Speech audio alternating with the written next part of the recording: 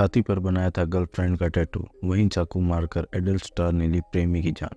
Hello everyone, आज हम बात करने जा रहे हैं द केस ऑफ कोर्टनी क्लेनी की। कोर्टनी क्लेनी का जन्म 21 अप्रैल 1996 को अमेरिका में टेक्सास में हुआ था। कोर्टनी के जन्म के बाद उसके माता पिता ऑस्टिन शिफ्ट हो गए। कोर्टनी को बचपन से ही एक्टिंग का शौक था।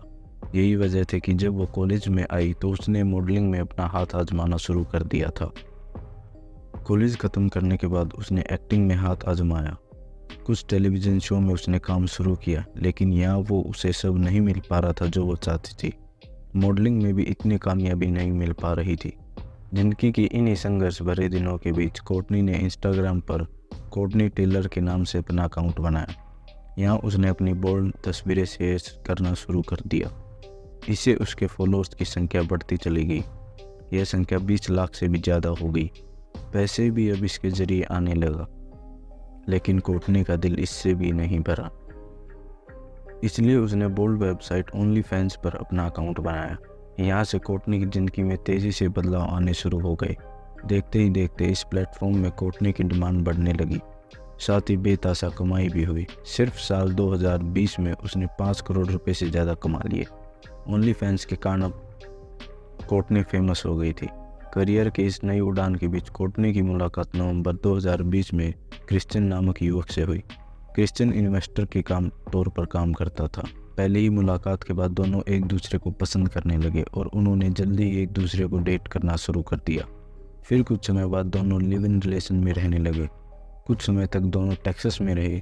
फिर 2022 में वह मियामी शहर में शिफ्ट हो गए। दोनों के पास पैसा काफ़ी था, इसलिए दोनों ने रहने के लिए काफ़ी महंगा अपार्टमेंट किराए पर लिया। दुनिया की नज़र में यह एक खूबसूरत कपल था, लेकिन लोगों का यह भ्रम 3 अप्रैल 2022 को हमेशा के लिए टूट गया। दरअसल हुआ ही कुछ ऐसा था। न्यूयॉर्क पोस्ट के मुताबिक 3 अप्रैल 2022 के दिन क्रिश्चियन और कोर्टनी अपने उसी अपार्टमेंट में थे। दोपहर के 1:15 पर कोर्टनी अपने घर से निकल कर बाहर गई। फिर 4:33 पर 2 सैंडविच लेकर वापस लौटी। कोर्टनी के कॉल रिकॉर्ड के मुताबिक घर लौटने के 10 मिनट बाद यानी 4:43 पर उसने अपनी माँ को फ़ोन किया। फिर 6 मिनट तक बात करने के बाद उसने कॉल काट दिया। इसके बाद उसने दोबारा अपनी माँ को फ़ोन किया और 7 मिनट तक बात करने के बाद फ़ोन काट दिया। माँ से बात ख़त्म करते ही 4:57 पर कोर्टनी ने इमरजेंसी नंबर 911 पर कॉल किया और घबराते हुए बताया कि उसके बॉयफ्रेंड को चाकू लग गया है, प्लीज़ हमारी मदद करें। हालात की गंभीरता को देखते हुए इमरजेंसी पर बैठे ऑपरेटर ने कोर्टनी का एड्रेस पूछा और पुलिस और मेडिकल टीम को सूचना दी। पुलिस और मेडिकल टीम सूचना देते ही तुरंत कोर्टनी के घर पहुंची। वहां उन्होंने देखा कि पूरे कमरे में खून फैला है। कोर्टनी ने बेहोश पड़े अपने बॉयफ्रेंड का सिर अपनी गोद में रखा और जोर जोर से रो रही थी। तुरंत क्रिश्चियन की जांच शुरू की और फर्स्ट एड देकर उसे अस्पताल पहुंचाया, लेकिन अस्पताल में डॉक्टरों ने उसे मृत घोषित कर दिया था। वहीं दूसरी तरफ पुलिस ने जब इस बारे में कोर्टनी से पूछताछ शुरू की तो कोर्टनी ने बताया कि जैसे वह घर में आई तो दोनों के बीच किसी बात को लेकर झगड़ा शुरू हो गया। इसके बाद क्रिश्चियन ने उस पर हमला किया और गला दबाकर मारने की कोशिश की। उसने बताया कि क्रिश्चियन मुझे हर हाल में मारना चाहता था, लेकिन मैं किसी तरह उसे बचने के लिए और सेल्फ डिफेंस में मैंने उसे चाकू मार दिया, जो कि उसके सीने में जा लगा। पुलिस ने यह सब सुना और तुरंत कोर्टनी को हिरासत में ले लिया। जैसे ही कोर्टनी को हिरासत में लिया गया तो उसने कहा कि अगर मुझे आप लोग गिरफ्तार करोगे तो मैं सुसाइड कर लूँगी। बता दें, अमेरिकन मेंटल हेल्थ एक्ट 1971 नियमों के मुताबिक अगर किसी घटना का सस्पेक्ट खुद को ख़त्म करने की बात कहता है तो अस्पताल या मानसिक स्वास्थ्य केंद्र भेजना अनिवार्य होता है।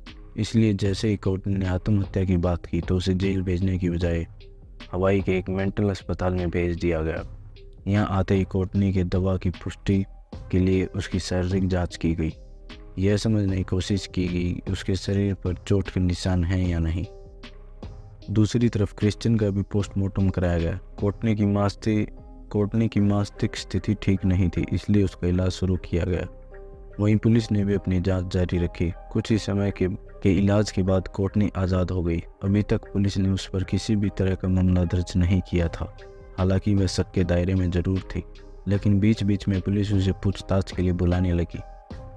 वहीं इसी बीच कोर्टनी ने अपने पिता के घर के पास खुद के लिए एक आलीशान बंगला भी खरीद लिया था। क्रिश्चियन की हत्या को पूरा 1 महीना बीत चुका था। उधर पुलिस ने भी काफ़ी सबूत इकट्ठा कर लिए थे। इसके कई महीने बाद 11 अगस्त 2022 को पुलिस ने सबूतों के आधार पर कोर्टनी को गिरफ्तार कर लिया। पूरी जांच के बाद पुलिस ने कोर्टनी पर 2nd डिग्री मर्डर चार्ज लगाया। बचाव में कोर्टनी ने कोर्ट को बताया कि उन्हें ये हत्या नहीं की, बल्कि उसने सिर्फ सेल्फ डिफेंस में चाकू चलाया था, नहीं तो क्रिश्चियन उसे जान से मार डालता। जिस पर पुलिस की ओर से सुनवाई के दौरान ये दलील लगाई गई कि पोस्टमार्टम रिपोर्ट के मुताबिक कोर्टनी का बयान झूठा साबित हुआ है। दरअसल पुलिस को कोर्टनी ने बताया था कि उसने 10 फीट दूर से क्रिश्चियन पर चाकू फेंका था, जबकि पोस्टमार्टम रिपोर्ट के मुताबिक चाकू बेहद करीब से और पूरी ताकत से छाती पर मारा गया है।